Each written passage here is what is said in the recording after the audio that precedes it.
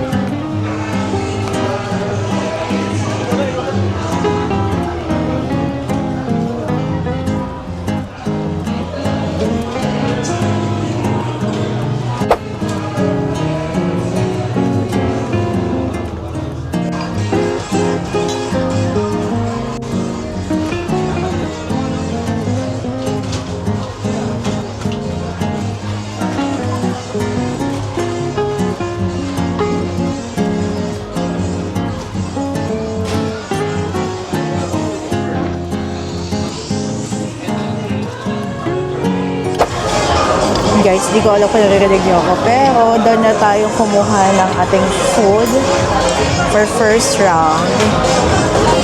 So, nakita niyo naman kanina kung di mga kinuha ko. Medyo malakas lang yung sounds, pero sana naririnig niyo ako. Kain na tayo. Thank you, Lord. So, una natin kinuha ito. Natakam ako doon sa pinakbet. Kasi para siya may lechon kawali. Oo. Ito yung lechon na, Okay. diba? Tapos may gulay. Haha. Fish pala to, sorry. Pero mukhang masarap yung pinakbet.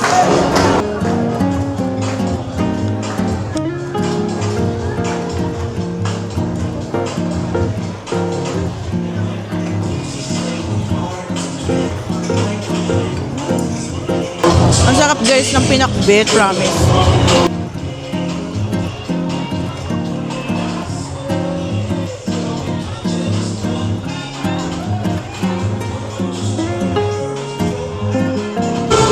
So, tikman na natin yung yung dinuguan. Mukhang promising yung dinuguan eh.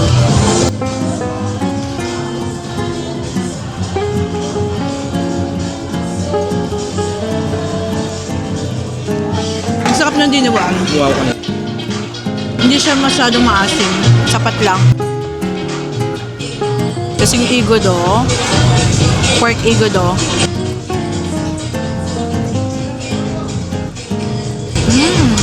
Sarap. Sarap ng igodo.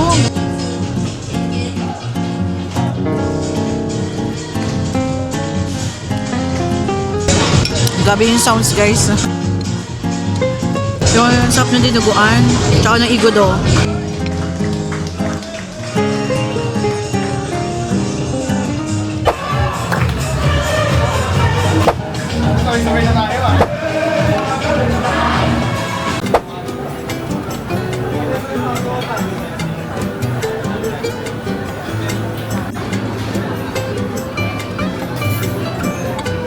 Ito, lechon, tsaka itong roasted Angus beef.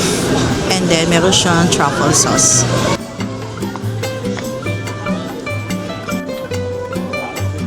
Kumuha din pala ako ng steak rice. Walang lechon, Wala pa rin daw yung lechon. Naubusan si Julius.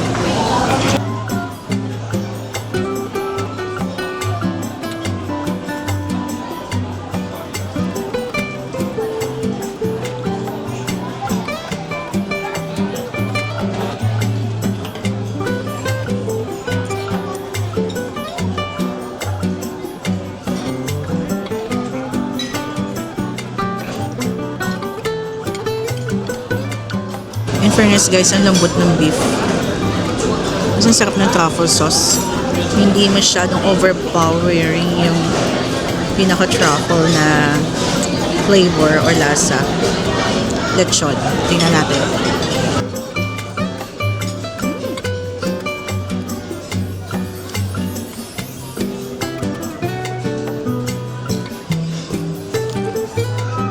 Bigay natin ibang lechon natin kay Julius.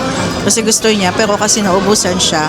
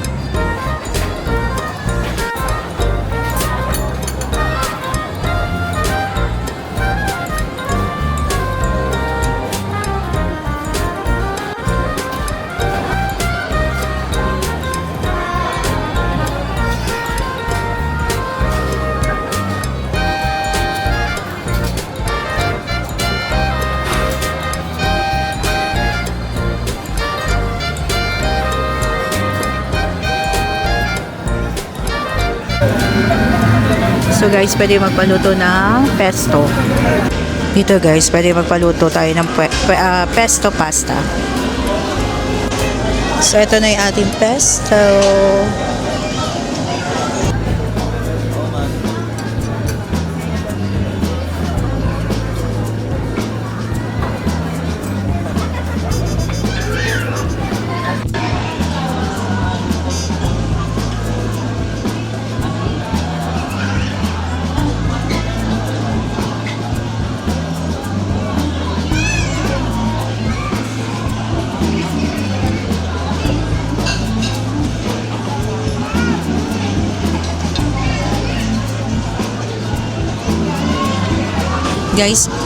Guys, bukod sa mga juices nila, meron ding mga gantong na nasa lata na pwede niyong kunin. Meron din dong beer, coffee, lahat ng klase ng drinks meron sila.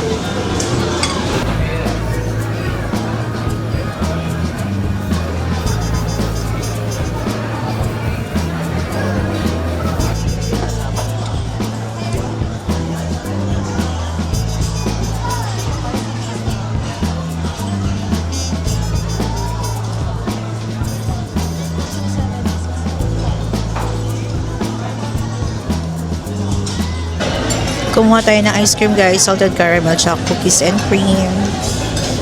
Hindi ko lang alam kung ano yung brand ng ice cream dito sa Vikings kasi yung salted caramel nila, ang sarap.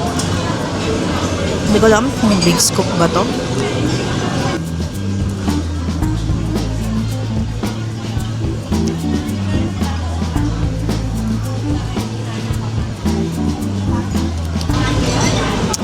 Hi guys, so nakabalik na tayo from our dinner sa Vikings and masasabi ko na sulit pa rin naman siya for a weekday. Pero guys, nagulat kami kasi for a weekday, Tuesday night, grabe yung tao, ang dami, as in punong-puno.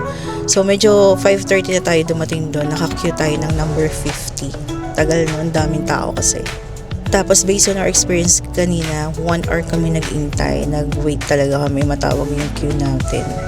So yun lang, maraming salamat sa panonood at sana nag-enjoy tayo or kayo sa dinner natin ngayon sa Vikings. Please follow us on our social media accounts, subscribe to our YouTube channel, It Must Be Love, and then gagawa ako ng separate na IG na It Must Be Love. So lahat ng mga food na recommended or napuntahan or nakainan namin ay ilalagay namin din sa IG na yun.